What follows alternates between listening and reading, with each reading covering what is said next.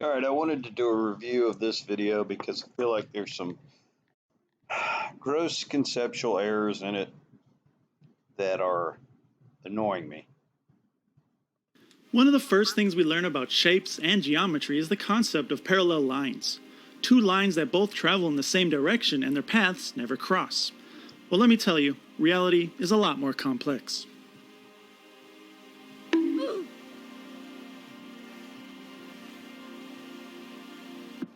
All our lives we've been told we live in a three-dimensional space, or the third dimension, those dimensions being height, width, and depth. Now this is superficially correct, and thinking any different won't change your life, but the reality is we exist within a four-dimensional realm called space-time. Okay, so right there he indicates that the fourth dimension is time, right? So you have height, width and depth and time. And this is what's becoming confusing there's confusion from the beginning because he's indicating that the fourth dimension is time, and then he later on indicates that it's sort of spatial. But anyway, let's continue. Just denoting that, he denotes that this is a four-dimensional universe that includes, our three dimensions plus time. We have freedom of movement within three of these dimensions, space, but the fourth, time, is restricted. This means I can move in any direction within space at any speed or any acceleration. My only constraint is the energy needed to change my momentum. But in the fourth dimension, time, I can only go one direction at one speed. That's incorrect, right? You can go only one direction forward, right, in time, but you can go at many speeds, infinite speeds through time. I mean, that's been shown to be the case, right? And it just depends on your accelerate. If you're accelerating through space, if your velocity through space is faster than your velocity through time is slower, based on an external observer. This is relativity, but okay, I get the point, right? Let's just continue. It gets a little bit more confusing. For that reason, we are considered three-dimensional beings. We don't possess the ability to comprehend the fourth dimension. But that doesn't mean it doesn't exist, and believe it. We don't possess the ability to comprehend the fourth dimension being time to this point, right? I think most people do comprehend time. Time is the metric that we use to measure changes in the universe, right? A piece of matter or energy is at a specific coordinate in three-dimensional universe at one instant in time and at a different coordinate at a different instant in time, right? And we use cyclical things in the universe in order to measure time, right? The rising and falling of the sun, the clicking of a clock, whatever, the decays of a cesium atom, whatever you might be using, right? But we know that we can comprehend time. So I don't agree with that statement, but again, I'm being a little pedantic here. Let's keep Believe it or talking. not, it's why things are attracted to each other by what we call gravity. In order to comprehend. So the fourth dimension, he's saying, which is time to this point, is the reason gravity exists. Comprehend space-time and how the fourth dimension creates gravity, we need to be able to comprehend how higher dimensions affect lower dimensions. So to begin, let's pretend we have a pair of one-dimensional friends. Okay, before we start this, right, what he's trying to say is we've got a one-dimensional universe with two beings, right? It's a quote-unquote one-dimensional universe. But in order to have two beings that can move around in that quote-unquote one-dimensional universe, you actually have to have a second dimension that is time, right? Time still would have to exist in this one-dimensional universe, right? This is where the confusion begins. A and B. And these friends, they get in a fight and decide, I'm done with you. And they start walking away from one another in opposite directions. Then, after a while, all of a sudden, friend B pops up out of nowhere and both of them lose their minds. How is this possible? There's no conceivable notion, other than teleportation, of how these two friends could possibly meet up again. Their one-dimensional minds are just unable to comprehend what is happening. One-dimensional. Because their world is actually a circle within 2 dimensions. However... So here's what he's saying here, is that you have 2 spatial dimensions in that universe. It's not a one-dimensional universe. It appears as a one-dimensional universe to these 2 beings, but you have actually 2 spatial dimensions and then a 3rd dimension, which is time, in order to measure the changes in that universe, i.e. the beings, the entities moving away from each other. So this is technically a 3-dimensional universe. It's 2 spatial dimensions and 1 dimension of time, right? But he never really talks about time when he talks about this particular universe. But okay, again, I'm being very pedantic. This is just confusion, because I think, with this extra dimension that he's talking about, it's not time he's talking about, it's an extra spatial dimension. Without information from the 2nd dimension, it's impossible to know the true direction of their path, or any path for that matter. Therefore, the one-dimensional friends are bounded by the 2nd dimension. The same thing happens for those living in 2 dimensions. These friends walk away from each other, turn 90 degrees. Again, so now he steps it up to two-dimensional beings. So they live in a plane. They think it's a plane, but it's actually a 3-dimensional universe with a four dimension of time. To their north, keep walking in parallel lines, and yet somehow they run into each other. That is because they actually exist upon a sphere. Again, without information of the 3rd dimension, it's impossible for them to conceive the true nature. So actually, these particular beings who think they live in a 2-dimensional universe actually live in 3 spatial dimensions with a 4th dimension of time. Right. I think that's what he's trying to say, but again, he's not being very clear, because at the beginning, he considered us living in 3 spatial dimensions with a 4th dimension of time, and then said we can't comprehend the 4th dimension. But in these cases, he's actually talking about beings that live in lower spatial dimensions with an extra spatial dimension, and then doesn't circle back around to talk about time for these flatlanders. Nature of the path they are taking. That brings us to our world, the 3rd dimension. And yes, we too are bounded by a higher, the 4th dimension. Just like our... So he must be talking about an extra spatial dimension, would be my guess. But friends, in the previous 2 examples, there's no way for us to conceive exactly how we can travel in straight parallel lines and meet up again, but we can understand that our plane of existence is curved in the next higher dimension. What does that mean? Now, we have no idea, just like our friends from before. But that doesn't mean look back at that. What again? But we can understand that our plane of existence is curved in the next higher dimension that he's calling time. He's saying that our physical dimensions are curved in the next higher dimension that he's calling time. Right? But you need time in order to move at all, whether or not our geometric dimensions are curved or not.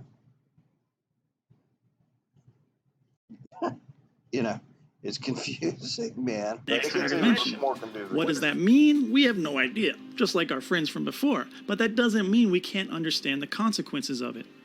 This curvature in the 4th dimension is what we experience as gravity, and just like how everything in the lower dimensions that travel in straight parallel lines eventually meet up, the same thing happens here in the 3rd dimension. However, here things differ a little from our friends before. Unlike our lower dimensional friends, we don't have the freedom to choose how fast to move through our 4-dimensional space-time.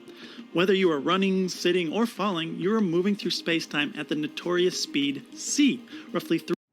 And this is completely incorrect. He's saying whether you're running, jumping, or moving, whatever you're doing, you're actually moving through the universe at c. Well, that's incorrect, right? C is he calls it the speed of causality, but it's, which it is, right? But it's the speed of light. You're not traveling through the universe at the speed of light, right? 300,000 kilometers a second. This is, of course, the same c from the famous E equals mc squared postulated by Einstein, and it is equally distributed between space and time. Well, let's go back and look at that. Sitting or choose how fast to move through our four-dimensional space-time. Whether you are running, sitting, or falling, you are moving through space-time at the notorious speed c. That's a gross conceptual error. He said whether you're running, sitting, or jumping, you're moving through the universe at c. You're not. That's incorrect. That's grossly incorrect. Roughly 300,000 kilometers a second. This is, of course, the same c from the famous E equals mc squared postulated by Einstein, and it is equally distributed between space and time. Right. Nothing can move at the speed of c except, light, right? Electromagnetic radiation and, gravitational waves and things like that, right? Massless things would require infinite amount of energy for you to move at the speed of light. More energy, more mass, more energy that's in the universe. That's the speed of light is the upper bound according to relativity on velocity. So, if you decide to move faster through space, you must move slower through time. Right. This whole thing this graph is incorrect, made incorrect by this c. Right? If you were just talking about someone's velocity, then it would be correct, right? As you increase your velocity through space, then your velocity through time decreases, right? If you took the c away and you just said this is the speed of you, right? Over here, you're not moving through space at all. You're just sitting still. Then you're traveling at your maximal speed through time. But if you want to say this is the speed of light, it's constant. Right? This thing is made completely incorrect by this whole c. And if you were to somehow slow down in space, you'd move faster through time. Now you may be thinking, well, I'm just sitting here. Why isn't time passing faster? But remember, the planet's surface is moving, the Earth is moving, the solar system is moving, and the galaxy is moving. It's impossible to stop moving through space. That's all absolutely true, but you're not moving through space at c. Plus, your changes in velocity are so small compared to c, the difference is imperceptible. Even rockets that travel at 8 kilometers a second are only moving 2/10,000ths of a percent of the speed of light. So we are constantly moving through space-time at a constant speed. And since space-time is curved, you're really not moving at a constant speed. I mean, I get that you're saying that it's minutia, but if you're sitting in a chair, you're moving through space-time at one speed. If you get up and walk, you're moving at a different. If you run, you're moving at a different. If you're in a car driving, you're moving through space-time at a different speed. If you're in an airplane flying, you're moving even faster. If you're in a spaceship, accelerating at a high velocity, you're moving even faster, right? So it's not a constant speed. Absolutely isn't, right? Now, maybe I'm being too pedantic. Maybe he's just saying all of that's irrelevant. It's a relatively constant speed. Maybe. I don't know. just like the previous examples, our perceived straight paths appear to attract or converge with one another. If this still isn't making sense, don't get discouraged. We are talking about a very complex concept. I think it's not making sense because I think you're presenting some gross conceptual errors here. Let's keep going. Outside our realm of comprehension. But bear with me, we're going to start visualizing this, and I think you'll have the same eureka moment I had. Okay, let's start visualizing this. To begin, we'll start with the most common visualization of gravity, but it's not my favorite. We'll visualize the fabric of space-time as a trampoline. Now, Right. This is not my favorite either. This is a stupid, foolish conceptualization that misleads people all the time. But keep going. normally empty space-time just looks like a trampoline. But of course, space-time is not empty. It's filled with matter, normal and dark alike, and this matter has a very strange effect on space-time.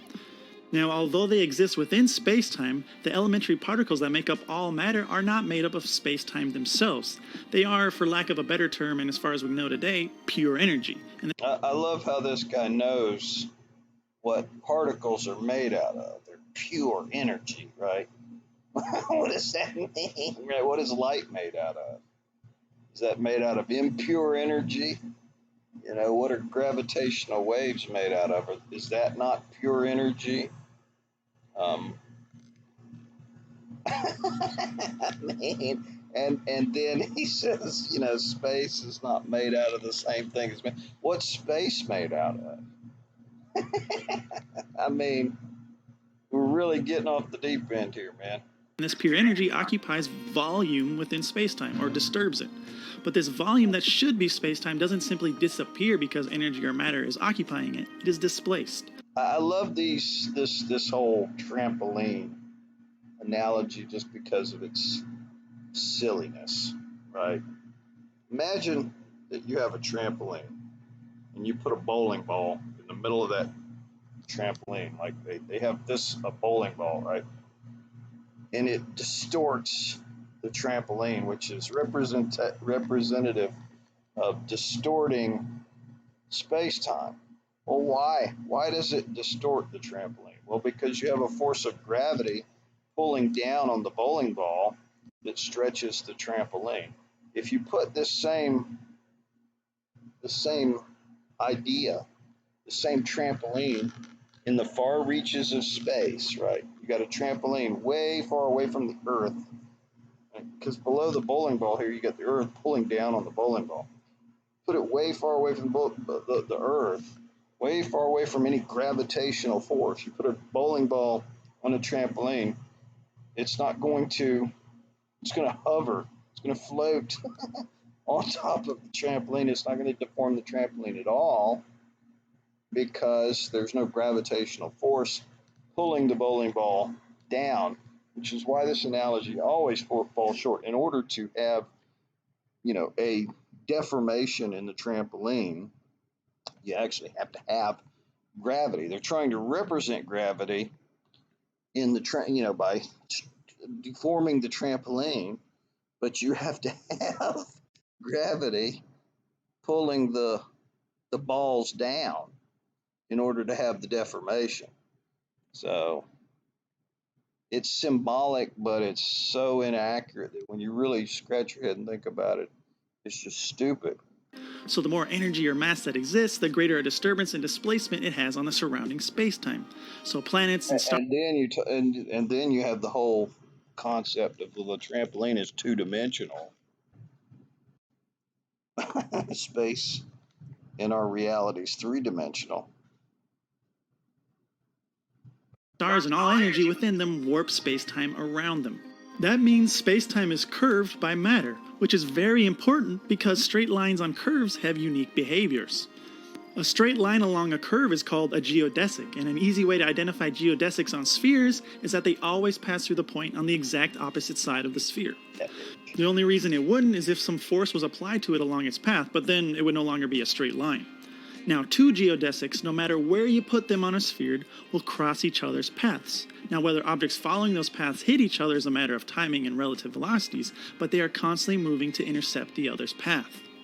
So just like how moving along a curve in the third dimension can be viewed as moving along a straight path in the second dimension, moving along this now curved fourth dimension means it still feels like we are moving in a straight line through the third dimension. And just like how two-dimensional beings moving in parallel lines eventually meet one another along the surface of a sphere, us moving in straight parallel lines in space means we still end up meeting each other or crossing one's path within space-time. Think about how crazy that is.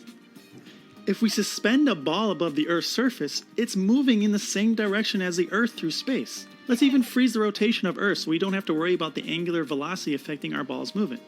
Now when we look at the ball and the Earth, they are both clearly moving along two parallel paths through three-dimensional space. So there's no reason for them to cross each other's path. But when I let go, as they travel through space-time, just like how we saw with the friends walking on the sphere, because they're traveling along a curve in a higher dimension, the ball and the Earth end up running into each other despite traveling parallel with each other. And this is the fundamental concept of gravity.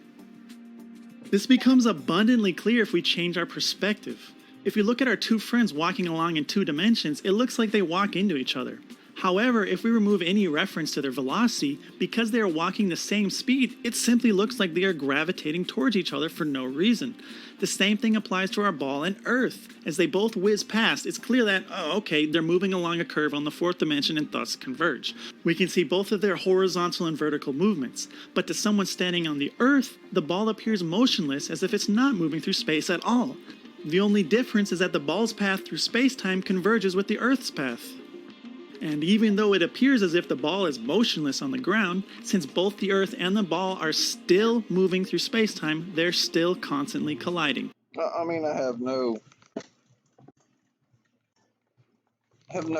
complaint with this argument. Yes, the Earth and the ball are moving through space, and space-time is warped around the Earth, and therefore the paths converge. That's all true. The question of what's Finally, warped. let's go back to our trampoline example, and I want to explain my original confusion with this model, in case anyone else had or has it. This final explanation. Okay. Let's listen. We roll a ball around our space-time, it's clear that we see the curve of orbits, and we see that, oh yeah, things fall down the well, as it's called. But why does it need to? If gravity isn't a tangible force, why, if I place a motionless ball here on the trampoline, does it have to roll towards our planet? And this is where my mistake was. You see, before... Right, the reason that it rolls towards the planet is because in this example, you have a trampoline that's on the surface of the Earth, and you have a big fat bowling ball here that's being pulled down by the Earth, which is below the trampoline, that's causing the trampoline to dimple. And you have this other small ping pong ball that rolls around the dimple while the Earth is pulling down on it. And it has frictional losses that causes it to, roll down into the quote unquote well, as you describe it.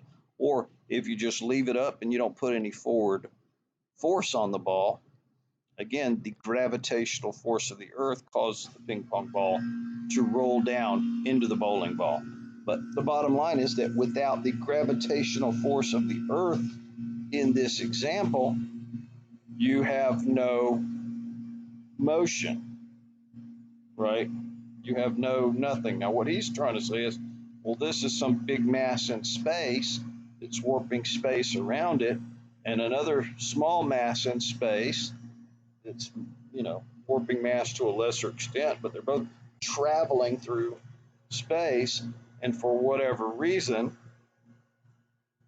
the ping pong ball rolls into the bowling ball, and it doesn't make any sense. Before, when we talked about lower dimensional beings moving about, there's nothing stopping them from stopping themselves or just deciding to sit down. But remember, everything is always moving through space-time. Right. So the ball placed on the trampoline has to move because everything in space-time moves. And our planet in the middle of the trampoline isn't motionless either. It's also moving through space-time at the same speed as the ball. And once you see the trampoline like this, well... Okay, so everything's moving into the screen. Why then does it roll down? The lines go straight. Well, I hope it clicks and it makes sense why something would just... You hope it clicks. I don't know what this is supposed to explain, man. fall as we perceive it straight down. So remember, Straight down, straight down, straight down.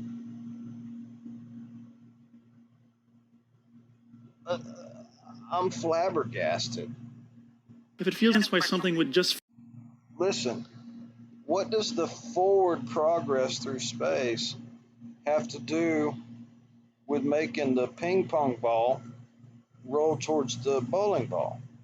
Let's just assume, for instance, that the bowling ball was not moving through space. It was stationary with, you know, reference to space, just sitting there in space, not moving.